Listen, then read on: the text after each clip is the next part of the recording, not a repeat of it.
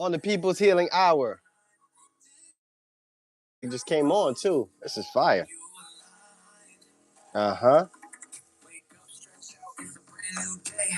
Let's go. Let's go.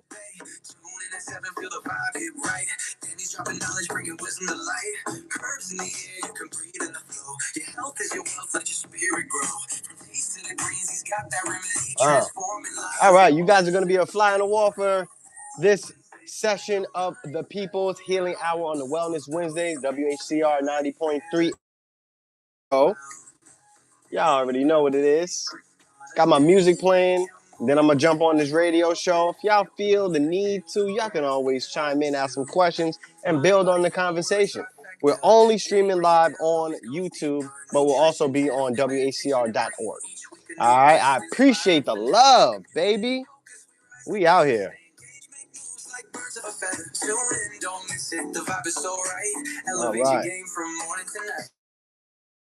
All right. Okay. Let's get this popping. All right. Welcome to another episode of the People's Healing Hour. I am your host, known in the streets and in the clinics as the People's Herbalist, and I am excited for another beautiful day on WHCR 90.3 FM radio, the voice. We are celebrating 40 years of community radio, commercial free, just tapping in directly to the folks. And it is a beautiful journey. It is a bright and beautiful day. The mean concrete jungle. But yeah, I remember coming into the radio stations early in the wintertime and it was pitch black. Today, I came out here, man, the sun was shining. The weather was sweet. And that's what Bob Marley said? That's what Bob Marley said, isn't it?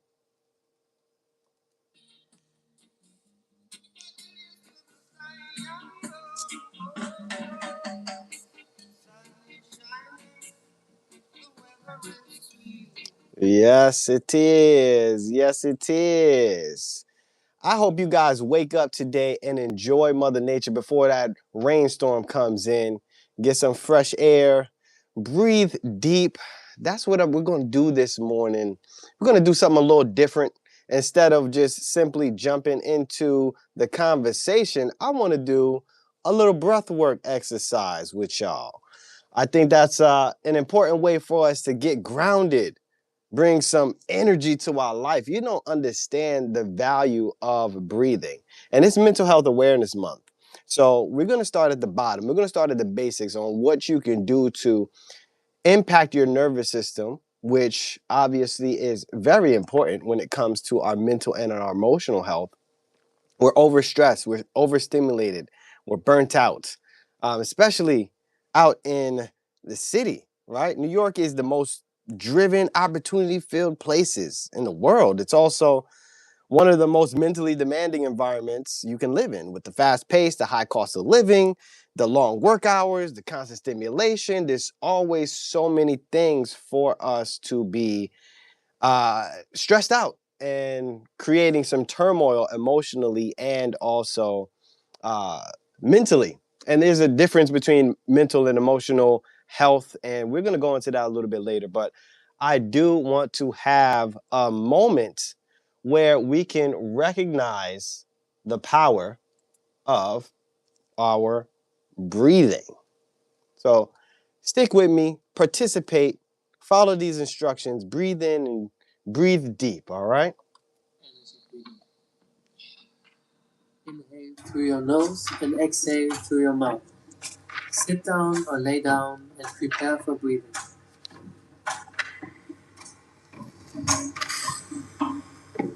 Let's begin. And breathe in, out, in, out, in, out, and follow the rhythm.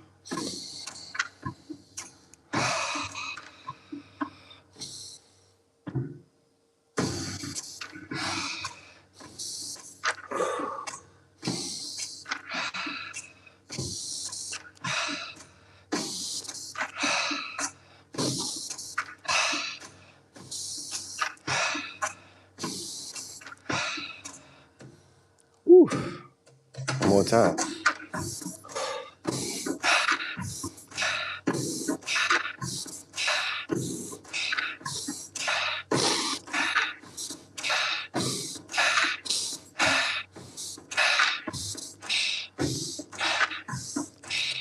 Take a deep breath in and exhale fully. Hold your Ooh. breath.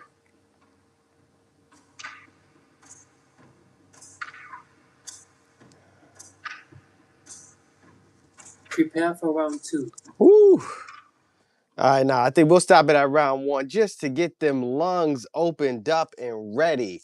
I think it's a good exercise every single morning. I don't know about y'all. I did that breathing exercise just now, and I'm feeling invigorated, even more so than I was when I first got on the radio, and I'm already excited. So the breathing, it gives you energy. It infuses your blood with nitric oxide and gives those extremely important and potent molecules for the rest of your body and your muscles and your brain to be active and sharp. This is critical. If we want to be the most impactful person and version of ourselves, we got to make sure that we are actively participating in breathing exercise. It's free. It costs you nothing.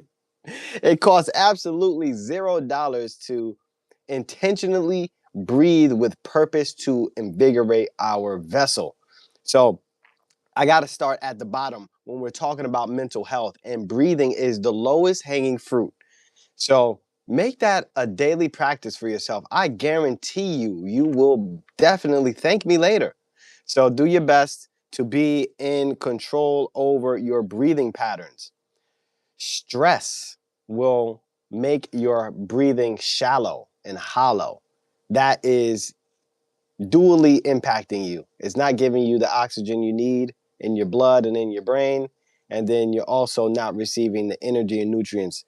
There's lymphatic muscles and lymphatic flow that happens when you breathe deep. There's a lot of great benefits. And I got experts to hop on the radio with me later on to talk a little bit more about that. But today we're going to jump into Mental Health Awareness Month.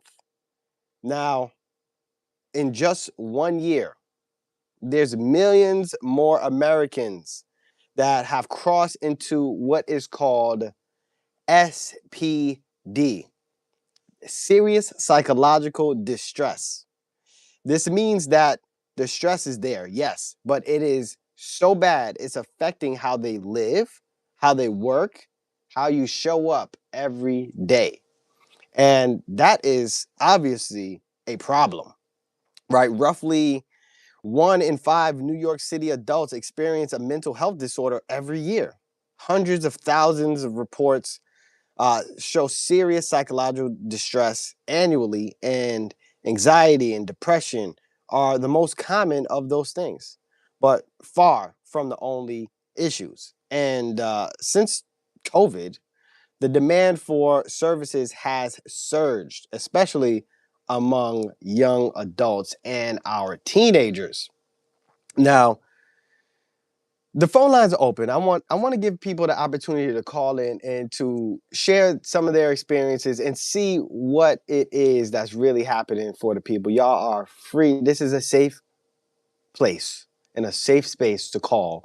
212-650-6903. We will not judge you. We will not make fun of you. We will not call you crazy. Oh man. Y'all remember when you lost your mind? Nah, we not doing that. Crazy is a terrible word. It is dismissive. Like Dave Chappelle said one time, you don't just call people crazy because you're not taking into the account what they are dealing with, what they are going through, what they are battling through to show up every single day. So we have to have some empathy, and we definitely need to have some resources available. The most, I think it since 2022, right? Right after COVID, the number of Americans experiencing SPD, this serious psychological distress, has jumped over 10%.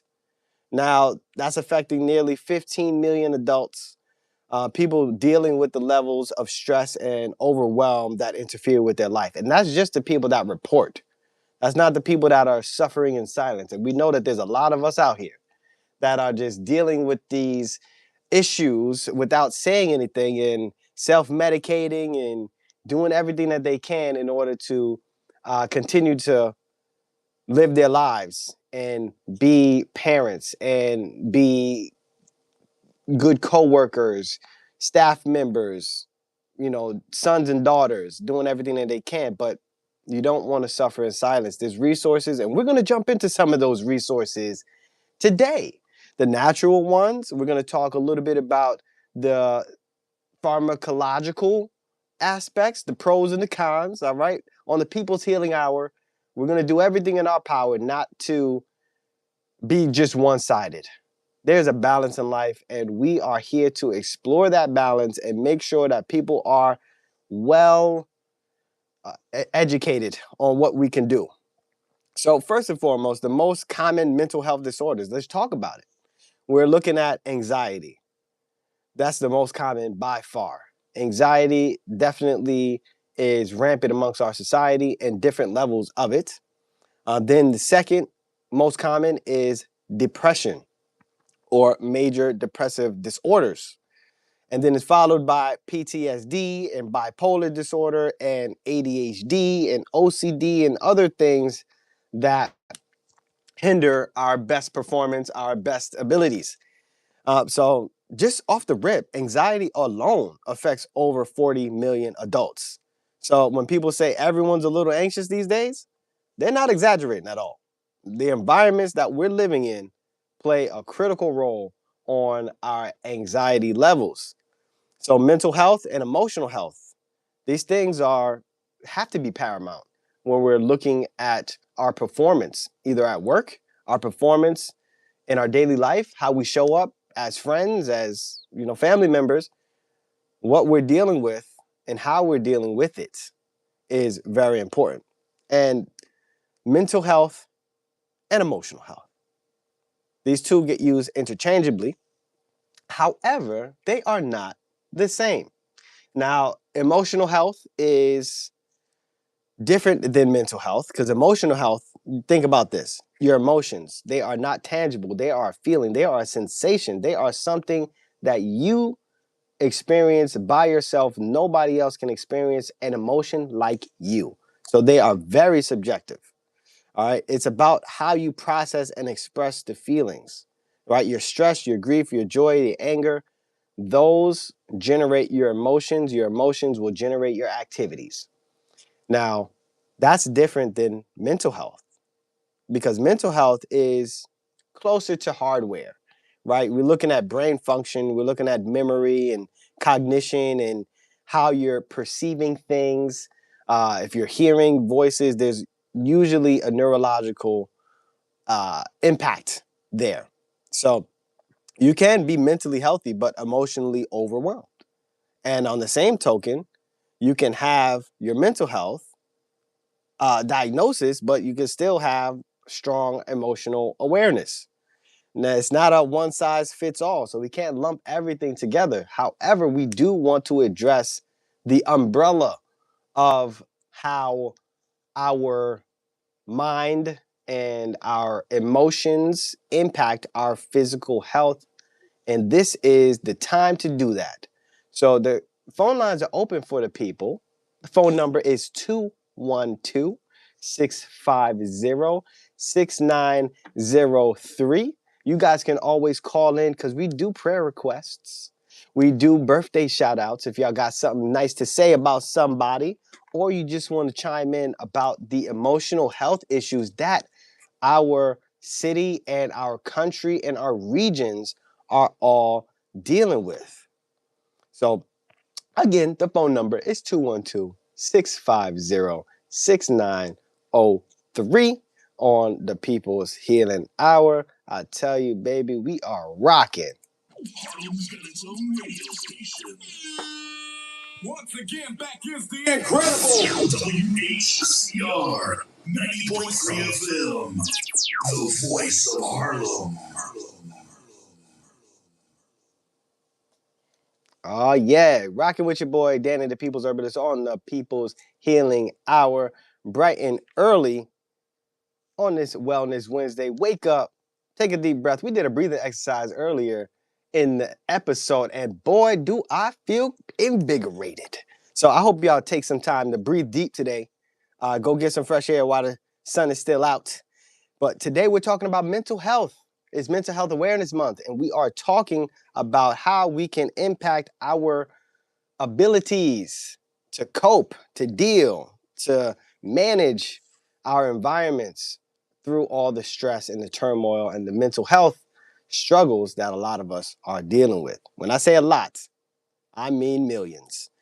Very, very, very high amount of people that are dealing with mental health issues, and we are doing a lot of things that may not be in the best alignment with our long-term health. And I wanted to talk about this because there are a few MDs in psychiatry that I am blessed to have community with, and some of the things that I have heard from the medications, especially the SSRIs, can be debilitating over time for some people. And there's some long-term impacts that may not be fully understood or fully explained to a lot of people. So, SSRIs, what is that? It's a medication that deals with serotonin and how it is expressed and uptaken in our brain. Serotonin, for all that do not know, it is considered the happiness hormone. It's a neurotransmitter. It's involved with the mood. It's involved with sleep and overall well-being. And SSRIs are selective serotonin re-up inhibitors. That's a lot of words, but what they do is create more serotonin to connect to the receptors for serotonin, which in theory is supposed to give us more happiness or reduce our symptoms of, dealing with depression or depressive mood disorders, right? So the SSRIs, they are some of them. Let's see. For example, we got Prozac is an SSRI, Zoloft or Celexa. All right, these are different versions of SSRIs, and they are predicated on the idea that serotonin imbalance, a chemical imbalance in the brain, is why depressive mood disorders are there. So if we have a medication or a substance that can have our brains calibrate, if you will, or it's more of a physical adjustment of how serotonin is uptaken in our brains, then that is supposed to fix the issue. And I will tell you, I've heard a lot of people that have used this and say it is absolutely life-saving. Like having uh, the medications, they're psychiatric medications, SSRIs, and we're removing the stigma. Just because you take a medication doesn't mean there's something wrong with you. It means that you are doing everything that you can to make sure that you're able to function, right? So there's no judgment here. However, you do want to make sure that we understand some of the impacts, and then also what the latest research is showing when it comes to these uh, reasons for depression and for anxiety and for the issues that call, for the standard of care for a lot of professionals, they will recommend and prescribe these.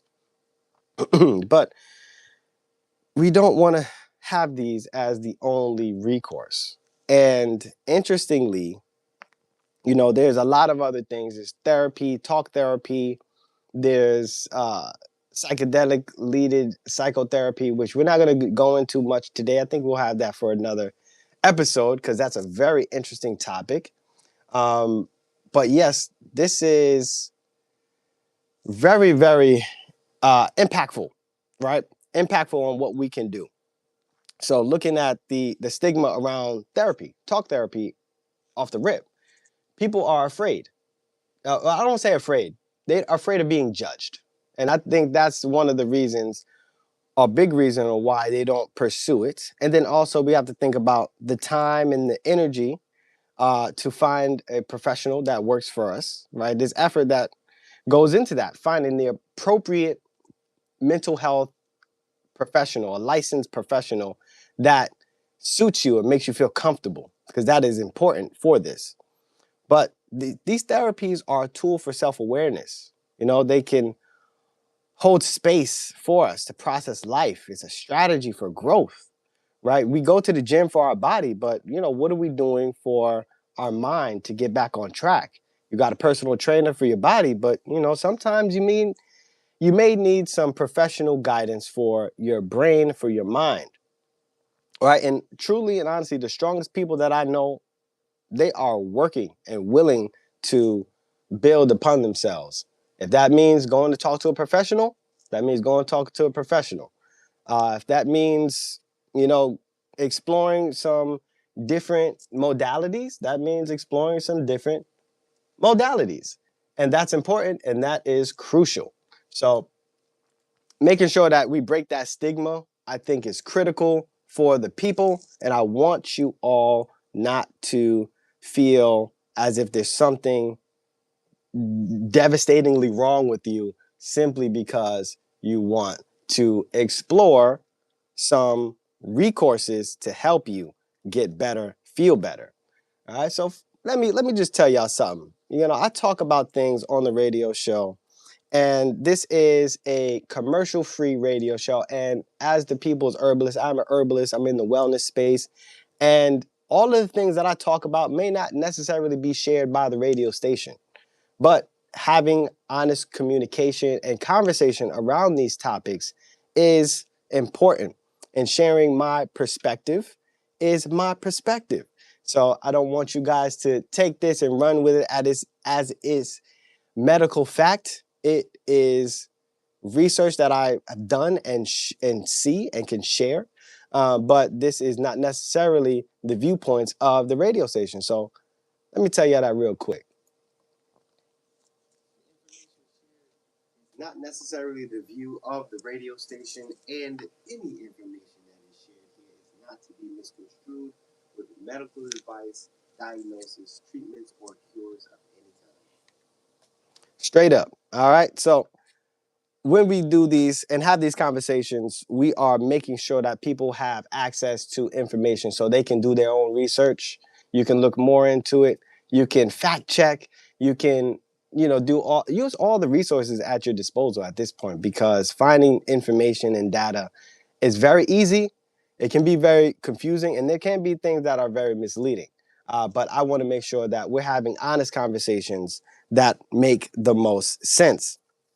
And when it comes to mental health, there's another big problem, and that's access. This isn't just about how many people are struggling, it's about how hard it is for them to get the help.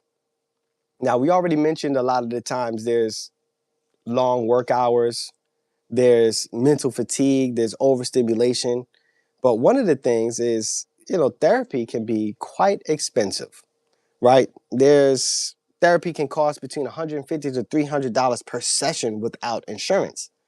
And there's oftentimes long wait lists for the affordable care. The mental health providers are unevenly distributed, and some neighborhoods have just far fewer resources. And communities of color are significantly less likely to receive adequate care. This is where urgency comes from. Not just need, but there's a lack of access. And then layer on top of that, we have the hustle culture. This, you got to grind, grind, grind. We have the social media comparisons. We have the isolation, especially after COVID, the isolation. Despite being surrounded by millions of people in apartments and train stations and all of this, we still feel alone. And the stigma around going and asking for help, it just is, it's a barrier for a lot of people. We have to acknowledge that. And if this is you, please walk past it. You can do this, and no one will look down on you. We will applaud your activity to help your mind. All right. So I feel like the groups that are experiencing this the most, though, right now are the young people. Young people dealing with anxiety, understanding the identity, and the digital overload. There is so much social media, there is so much scrolling, YouTube shorts, everything that is out there to stimulate your mind and to keep you activated and staring at a screen, activating some of these other neurotransmitters like dopamine to keep you addicted to looking down and absorbing all of that blue light. Blue light over time is already shown by itself to be a brain pathogen. Now, I want y'all to sit on that for a second. A pathogen is something that causes illness, and blue light, overexposure to blue light is that. So, you might want to put the phone down from time to time, go outside and get that natural infrared light from the sun, or just simply just be at peace. Being able to unplug, to tap out, and to find your harmony and balance and quiet is very important. It's critically important for our health across the board. So, man, we're here talking about mental health on the People's Healing Hour on WHCR 90.3 FM radio, the voice of Harlem. The phone lines are open 212-650-6903. Man, the need for mental health services in New York isn't a future problem. It's a current reality. The demand is high. The access is uneven. And the conversation is still catching up. So if we're serious about health in this city, mental health can't be optional. It has to be at the infrastructure. It has to be at the core. Because if our brains and our emotions are all out of whack, clearly we're not going to be the best versions. We're not going to be able to produce. I mean, we're not going to be able to produce for ourselves. We're not going to be able to produce for our employers. We're not going to be able to produce for anything, for our families. So we got to make sure we get our minds right. Breathing, like we did early in the day, is one of those low-hanging fruit. Sunlight, removing yourself from too much blue light, that's EMFs from our screens is what blue light is. And getting away from the screens from time to time, listening to some nice calming jazz music. I know we had our International Jazz Day last Thursday at Aaron Davis Hall, celebrating 40 years of the voice of Harlem 90.3 FM radio. The community radio station has been on the air for 40 years. Man, I haven't even been here for a year yet. So I'm so excited to be part of this legacy. I cannot express that enough. And to see the amazing musicians that came out, shout out to our organizers and producers here at the station, Keziah and Tina. Man, y'all put it on for the people, and I appreciate your diligence. And I always love to be on here and share my good energy and good words with the folks. Man, this is what we're doing here in the People's Healing Hour. Community radio is very important. So we're still accepting donations on WHCR.org. Y'all can go and visit that website and drop a donation. Say, hey, look, I like that guy, the People's Herbalist on the People's Healing Hour. I like that guy. I want to keep him on the radio. Y'all drop off a little donation for the people, man, because it goes a long way. And that goes all on side of, community and building community. And that's what we are doing at the People's Herbalist, at Max Philanthropies, which is my nonprofit organization. We want to impact the emotional and mental health of our youth. We want to battle chronic health issues. We want to advance the herbal sciences. And we want to make sure we are having some environmental sustainability. And on that note, man, talking about the environment and nature, those are the 4 pillars, of Max Philanthropies. So you guys have an idea what we stand for and what we do. And it's all in the ecosystem of the People's Herbalist. For the people, we are impacting not just the herbs. That's one of our favorite things, obviously. And we're going to talk about one of these incredible herbs with some big impacts on mental health in a moment. but definitely making our environments more healthy for growth of our plants, but also for the animals and us to be active participants in nature and not have to worry about, going and being in inundated with pesticides and herbicides and all of these other forever chemicals being sprayed everywhere all the time. Too many chemicals. That reminds me of the announcement that the Hudson River is now safe to fish out of and eat the fish. That made me laugh. I know it made a lot of people laugh, but I do see people right across, on both sides.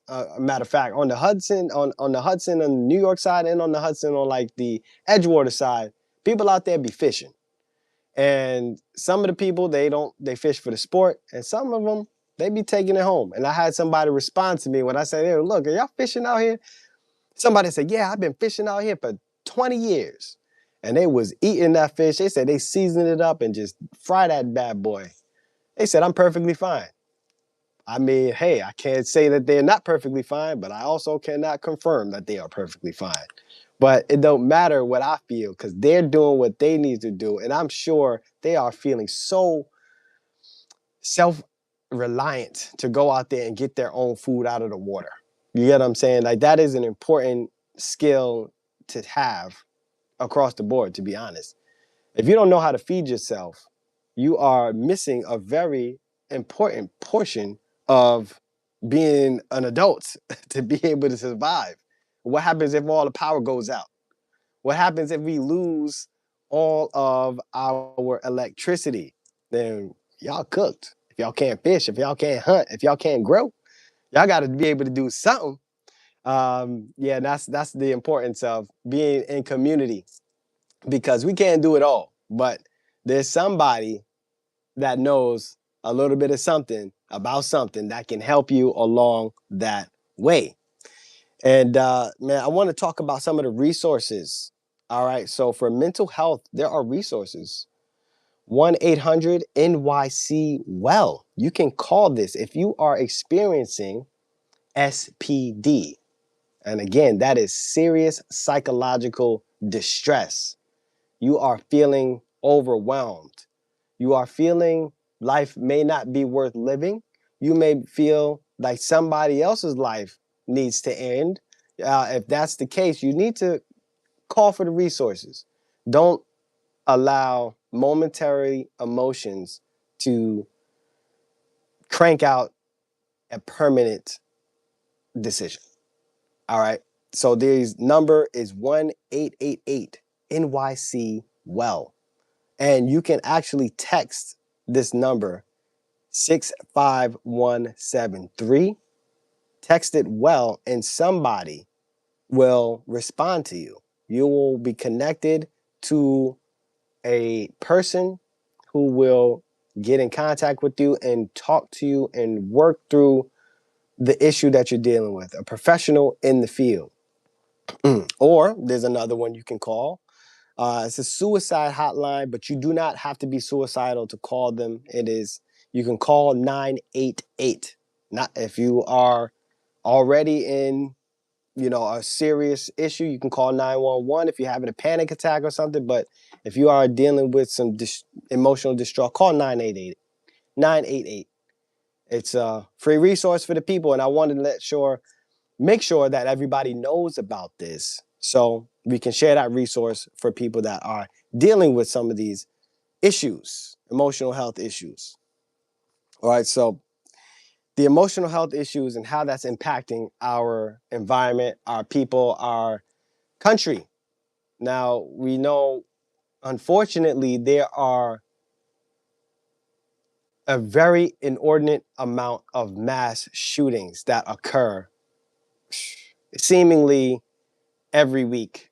Not all of them are reported, but there are a lot of people dealing with issues that make them want to eliminate lives. They want to shoot a lot of people that they don't even know. Sometimes they do know them. Sometimes it's triggered by bullying. Sometimes, there's all kinds of stuff that comes into play. It's not an excuse, but it is a reason or an explanation on how people are behaving. And looking at these numbers, there were some very interesting research done, meta-analysis, which are large scale analysis on multiple researches compiled together. So a meta-analysis is a little bigger than a single research paper. It's an examination of many research papers. So yeah, there's some research that says, or I should say, hints at that a lot of the mass shooters are also on SSRIs, the selective serotonin re-up inhibitors. Now, this is something that should be explored, all right? There are ongoing conversations about the psychiatric medications and behavior, including a disconnect from empathy and the humanities, and just feeling isolated and not having a connection to other people. That is a reported side effect, but the data does not support the idea that the SSRIs are the driving force behind mass violence. These events are complex.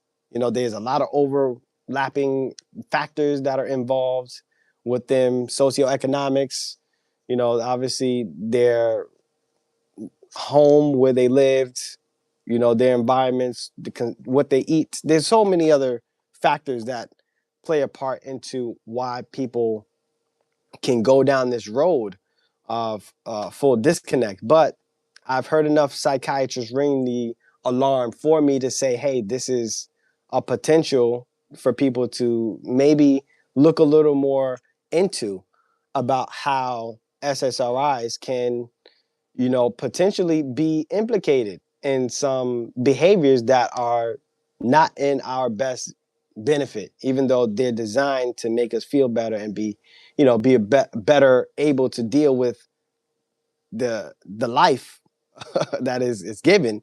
But some of the complaints that people have made when using these medications are emotional numbness, low libido, weight changes, and one of the big ones are the withdrawal symptoms when they try to stop. All right, so now this is important again. All right, SSRIs, they've helped a lot of people. For some, they can be life-saving, but they're not the full picture and they're not the only path, which leads to really interesting data that I have seen, and it was comparing one of the most expensive herbs in the entire world called saffron.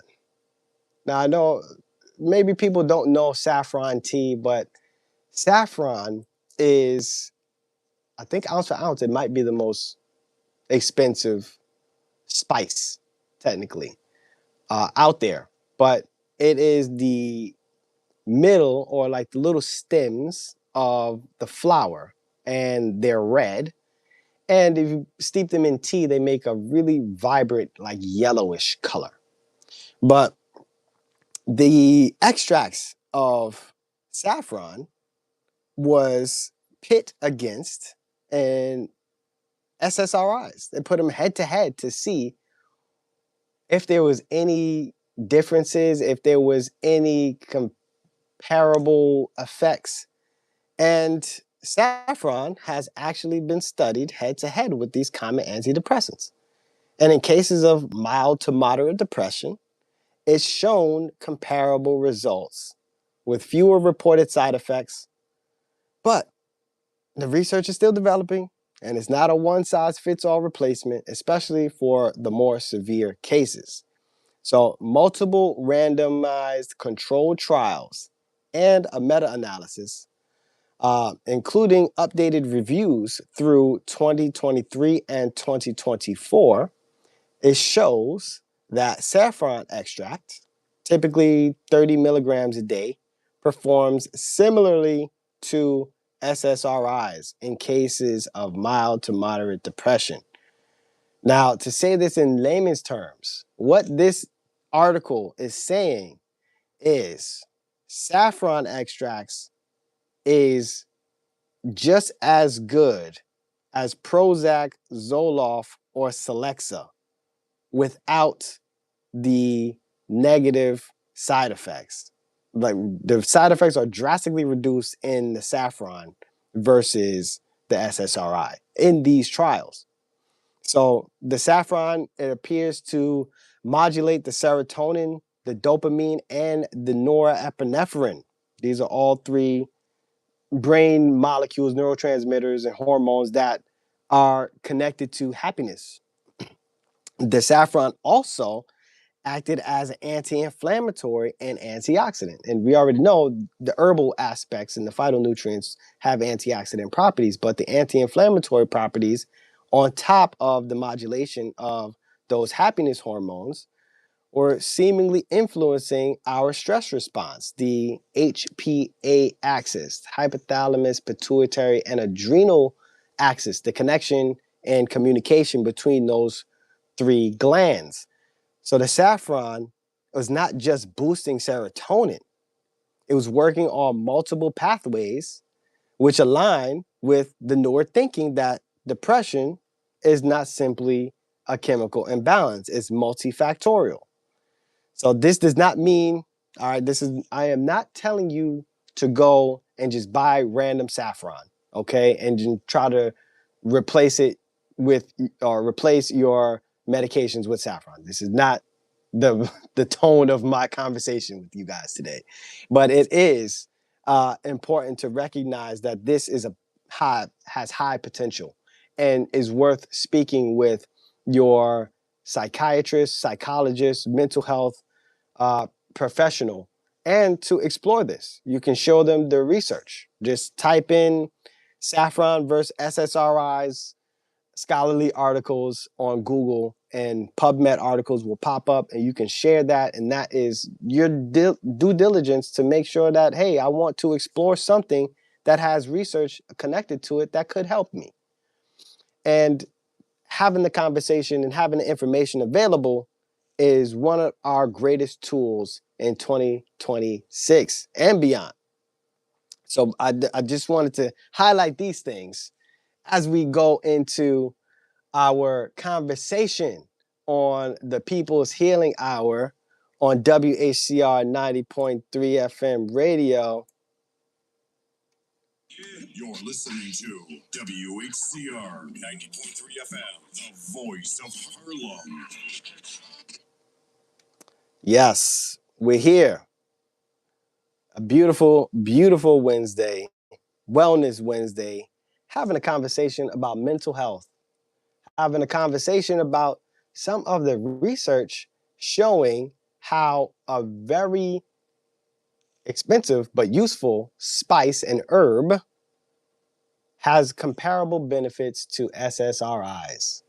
Some of the downsides of the SSRIs we already kind of looked at, which were low libido in some, emotional numbness, weight changes, and definitely getting past the withdrawal symptoms was a tough, tough thing for a lot of people based on what I have heard over time. And having this conversation about mental health, especially when it comes to our young people, to our essential workers, to our low income communities, and definitely to our entrepreneurs and creatives that are navigating the instability and high expectations. I gotta give a big shout out to everybody who is a business owner. Y'all are rocking on a roller coaster of emotions. I will tell you, I understand it. You are hunting, you are artistry, you are imagination, you are everything necessary for community. So I don't want you to get discouraged. Not being as successful as you want, as you see yourself, can definitely be a dark cloud over your shoulder because you have this idea, you have this game plan, you have this vision that you want to share with the world, but there's so many obstacles in getting it out there when it comes to marketing, when it comes to advertising, when it comes to direct sales, when it comes to competition and balancing and positioning yourself in the right spaces. There's so much stress and turmoil that is associated with that. And it can definitely lead to depression, especially when the money ain't rolling in the way it should be and the bills are stacking up. All right, so there's a big need for resources and connecting with folks that are looking to empower and better our communities. And with that, I got to give a big shout out to my boy Omziel from the Omziel's Healing Sanctuary. He's having an event called the Purple Sage Festival. So I got to give a shout out for that. I'm going to have him on the radio show to talk a little bit more about that, but it is a retreat. Getting away for a little while is important for our health. Getting into a new environment is oftentimes the switch, the change, the adjustment necessary to stimulate growth, to stimulate healing in a way that would not be possible if you were still sitting in the same exact environment. Now, my background obviously is herbalism, but sociology taught me because I graduated from Rutgers with sociology degree. Then I got my herbalist certification from Herbal Academy, International School of Herbal Arts and Sciences. But I always knew that the individual in their environment was critical for healing. And that is paramount. Sometimes it's free to go into a different environment, to be outside in the woods and nature, go to Central Park, go chill by the Hudson, go find a locale that is nature, where there's running water, there are trees, there are lakes, there are animals, there are birds singing. Those things, those environments bring normal balance to our nervous system. It deactivates our stress response, our fight or flight. This is known. Just listening to birds chirping has therapeutic effects, along with classical music and even jazz and live music in general is also really good for that. But being in nature, breathing in some of those molecules that are expressed from the trees and from the bushes and the grass and the flowers, those have direct impacts on our microbiome, which is another critical piece to our mental health. Having adequate diversity of biology in our guts will determine how well dopamine is produced, even serotonin. A lot of those things are produced in our gut. We think that they're only brain molecules, but our gut and our brain are intricately connected, as many of us already are very, very aware of. But being outside and connected with different exposures, soil, uh, molecules from the trees, that can have tremendous impact on our mental health without the need for a pharmaceutical intervention or an herbal phytonutrient intervention. You can use the herbs, but still being in nature is definitely going to be one of our best bets to keep our mental health up. Our fast pace of living is not going to stop unless you take the time to stop it. And I'm the pot calling the kettle black right now because I've been doing a lot and my mama told me that I need to take some time. And I do. I find my peace. I find my nature walks and I find that doing something called sensory deprivation. This is float tanks. This is a hot tub filled with warm water and Epsom salt. And it's so dense with Epsom salt that you literally float on top like a cork. I don't know if anyone's ever seen photos or heard that the Dead Sea, that's so saline rich, it's so filled with salt, nothing can really live there. You try to go in that water, you can't really swim, you just float on top because of the saturation of salt in that water makes our bodies buoyant. Doing that on purpose in a sensory deprivation tank with no light, no sound, and just harmony and peace, it forces you to calm down. But then also the Epsom salt is pulling out some toxins and releasing relaxing your muscles and releasing tension at the same time. So these are really impactful things that we can do on our own to make sure that our mental health is up and working, right? I'm saying it's working, but we got to find time to stop working and find peace. Like I said, man, is a lot of things to be stressed out about. No, I know politics definitely creates turmoil internally, but also amongst your peers. Now you're looking at people crazy, right? I know we don't like Trump across the board, right? Usually, right? That's usually the feeling and sensation of New Yorkers. But out in Jersey, and you go to certain parts of Jersey, it's a totally different energy. Now, just to think the proximity of these two ideologies are I hate this guy versus I love this guy. And you got people that are on the two different camps crossing paths every day. This subtly creates turmoil amongst our society. We don't want that turmoil to impact how we're treating each other. And we don't want that turmoil to impact the safety that we feel in our environments. So breathe deep, find balance in nature. That's always going to be my go to because it's free. Then you also connect with community. That is something very important. And we have community that we are building on the peoplesherbalist.com. You guys can check out that website. We have awesome items and tools, adaptogenic herbs, because that's my specialty within herbalism, and finding herbs to help with our stress response, finding herbs to help with our organ function, our immune function, our metabolism, and our metabolic health. It is crucial. And adaptogen herbs happen to be at the top of the order when it comes to finding some safe and reliable ways to make subtle impacts on multiple body systems. Now, one of my favorites when it comes to dealing with mental health, you're talking about brain function, is lion's mane. It's not the only one, but it is probably the top shata when it comes to looking at these medicinal mushrooms and herbs that can have positive impacts on neurological behavior.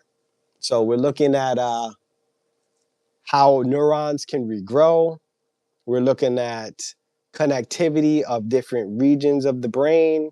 We're looking at what's called neurogenesis, which is something that was believed not to be possible in certain regions of the brain, but it turns out our brain can regenerate, and having some substances like lion's mane can help that process for people that know have impacts, and there's no way to avoid a lot of these impacts, especially with heavy metal exposures and a lot of the things and chemicals that are in our diets and our water systems.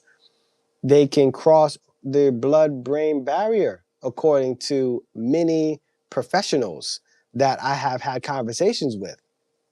And obviously the mice are used in the research to justify how this is possible in human beings, but it is something to be aware of. Our environments definitely hold a lot of toxicity. However, our bodies are magically resilient and able to recover and heal in ways that shouldn't be when you look at how damaging some of these molecules are. So having some support systems for our brain and our nervous system is very, very useful. Lion's mane is one of those things. Another one is ginkgo biloba. Another one is eleuthero root. But like I said earlier, when it comes to the comparisons of the mechanisms of actions to SSRIs, saffron seems to be one of the more researched and clinically evident for helping with situations that require oftentimes antidepressants. Now, again, I got to be very clear about this. This is not diagnostics, treatments, or cures. This is information for you to look deeper into to understand what's available for our society. And I would not be the people's herbalist if I did not talk about some of these things for y'all. And oh man, we got one call. Real quick, I could take this call because we're going to have to jump off pretty soon, but hold on 1 second. Hello, you are live with the People's Herbalist on WHCR. What's your name and where are you calling from? Good morning, good morning. This is Mama June from South Kakalaki. What's going on, People's Herbalist? How you doing? Hey, Mama June, how you doing? Let me tell you something. This is excellent. This mental health, and you talking about saffron. You had me going in my kitchen, looking through my closet in the cabinets, looking for saffron that I stashed from Egypt. It looked like I'm going to have to do some more research because that saffron is no joke. You think maybe that's why it's so expensive is because they know what it actually does?